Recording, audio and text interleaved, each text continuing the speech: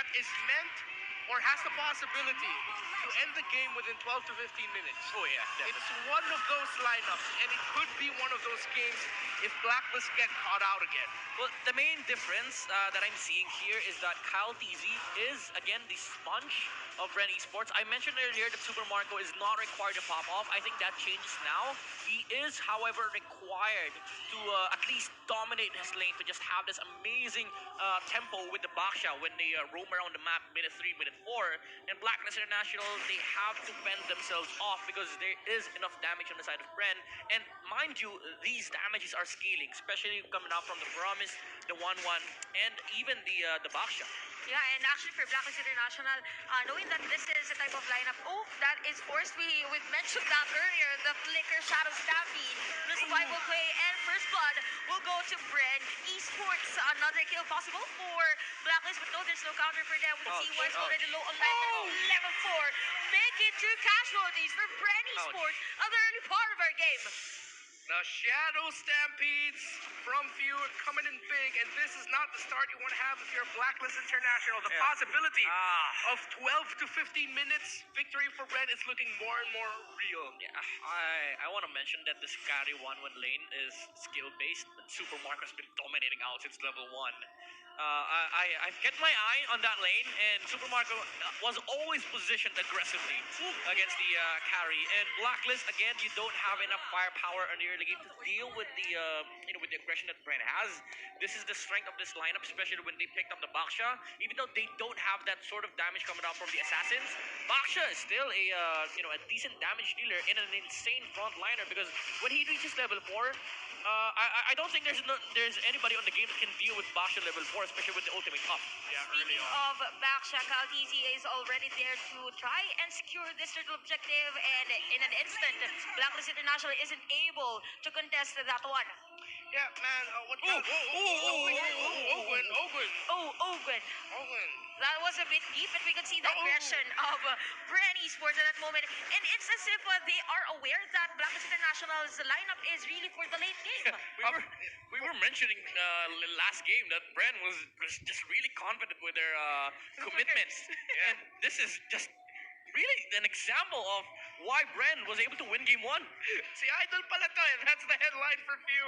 Has reached 2,000 plus assists. So in English, you're the idol. Yes. You're the idol. But yeah, on the middle lane, my Venus is now low on life. Cannot sustain that, and Kyle Easy and Bren Esports will secure their 4th kill for this game. Bren is just continuing on their momentum from game number 1. 3 minutes in, Super Marco. Expected timers already. Bottom lane, though. Bottom lane.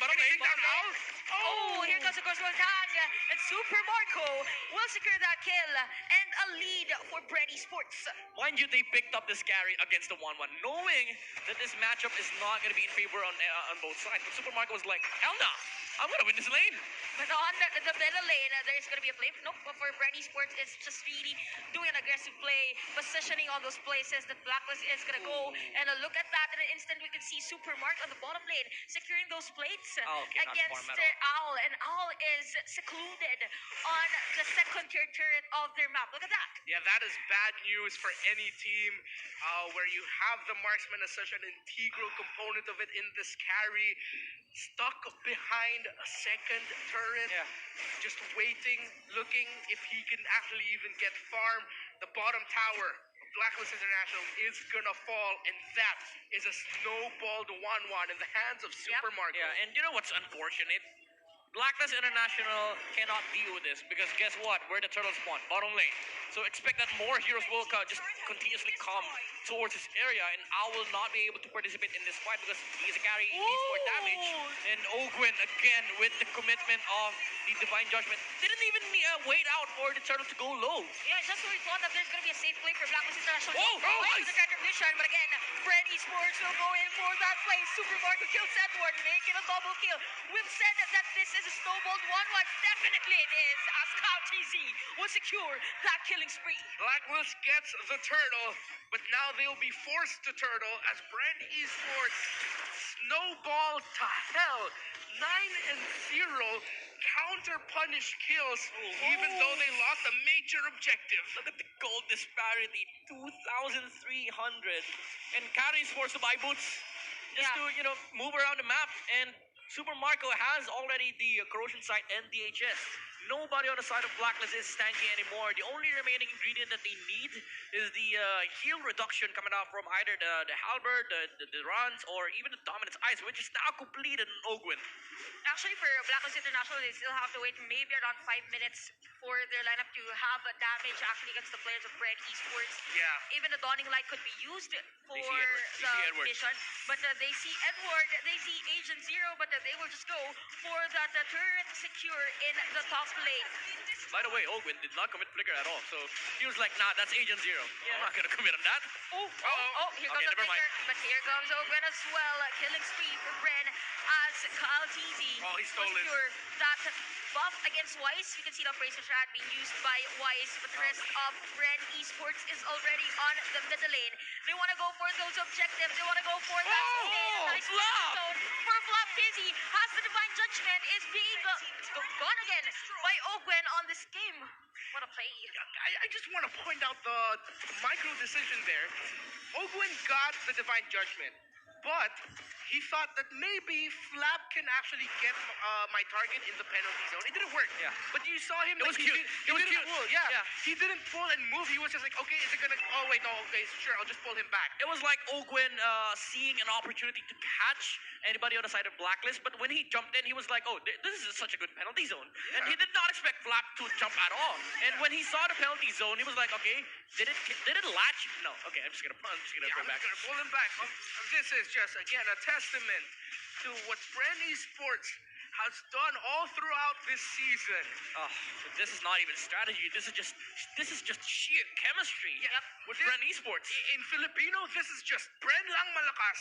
Yeah, and pure dominance indeed for this game. Now, Blacklist International mentioned that they could, we could see their damage and even sustain 5-minute game time, but for Brand Esports with the positioning that they're dealing against Blacklist International, it might be difficult for them. Even the clearing of minion wave, having the Saber to be on stack, maybe on the latter part of the game, but look at that, all the objectives. Well, level 8, so it's level 8 against level 10, so what can you do? Struggling right now. Still is Blacklist. Still no kills. Bren from positions 1 to 5. I have to say, everyone's playing to near perfection. Yeah, 8.7k gold lead on the side of Bren Esports. And your concern right now, it's not even, if you have to list out the problems of Blacklist International, damage is not even number 1 from out. It's also the sustain, both from Wise and Oh My Venus. Even if you have the heal, there is just enough sheer damage output from the side of Bren. Look at this. Here comes the Divine Wise! Judgment, unstoppable for Super Mario.